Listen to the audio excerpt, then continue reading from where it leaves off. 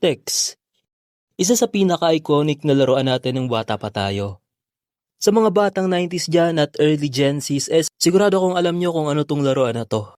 At sigurado akong marami na sa inyong napagsabihan ng, ano na naman yan, utoy? Puro ka na lang, Tex. Gusto mong lutuin ko yan at pakain ko sa'yo? Text ka na lang ng text. At sa bidyong ito ay kwento ko sa inyong iba't ibang uri ng player ng text. Una na dyan ang tinatawag kong normies. Sila yung mga chill lang pag naglalaro. Manalo matalo okay lang sa kanila basta nakapag-enjoy. Next naman ay yung tinatawag kong sandwich player. Ito naman yung mga pagtataya may palaman na 5 piso. Pag may ganito talaga ako kalaban kabado 20 talaga Oh, lapag mo na taya mo. Oh, eto na. Tingin nga. Damn, may palaman. 40 pieces piso niyan 5 piso yan. So pag nanalo ako dyan, may dagdag na 200. Damn, ito talaga yung mga ayaw na ayaw kong kalaro Kasi yung tipong hindi kanya titigilan hanggat hindi niya pa nababawi yung text niya.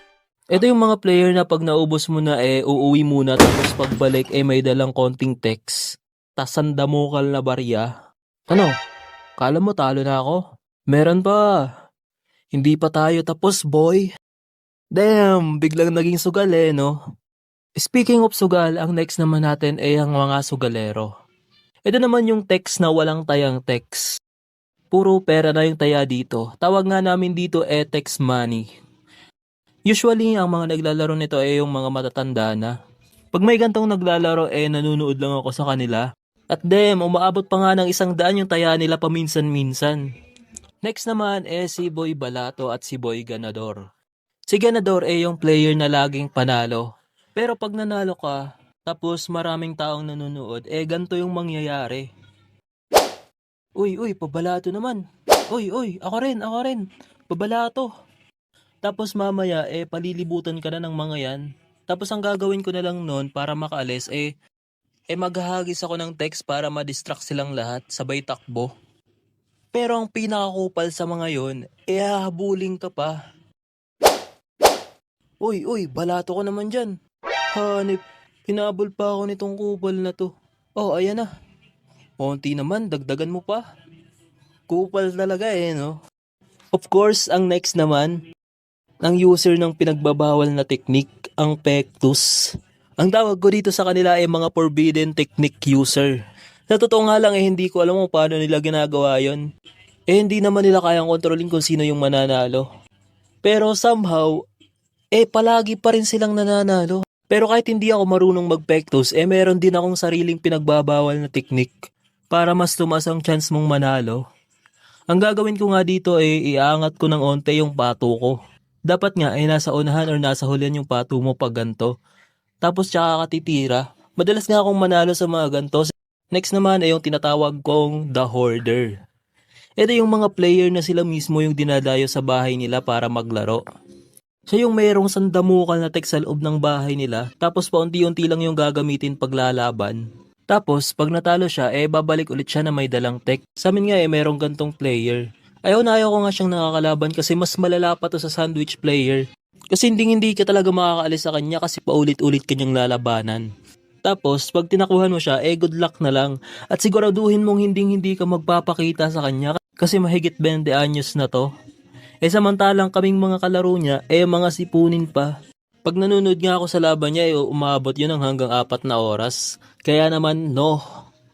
Tawag ko naman dito sa sunod. Dedequater. Ito naman yung literal namang dedequat lang para magka-text. Ang technique nga dito maglalagay sila ng goma sa tsinelas nila, kagaya na ito. Tapos pag binitawan niya yung goma makakuha yun ng text.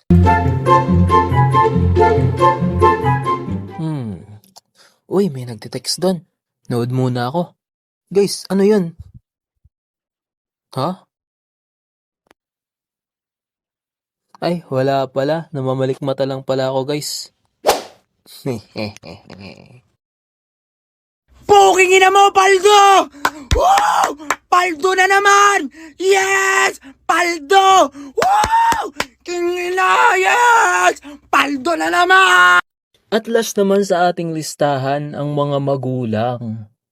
Hindi to yung magulang na iniisip nyo, kundi ang mga magulang maglaro. Tatargetin pa nga ng mga to yung mga bata tapos dadayain lang. Oy, text tayo. Sige po, text tayo. Gugulangan ko lang to. Sige, tira mo na. Oh, panalo ko. Tumpok na lang natin para di na magbilang. Ididiin ko ng malakas yung sa kanya tapos yung sa akin hihinaan ko lang. Para onti lang yung ibabayad ko. Tapos paghahaluin ko na. Oh, bata, ayan na. Magulang talaga no? Anyways, hanggang dito na nga lang pala ang ating video. Comment nyo naman dyan sa baba kung anong mga uri ng text player ang nakalaro nyo dahil baka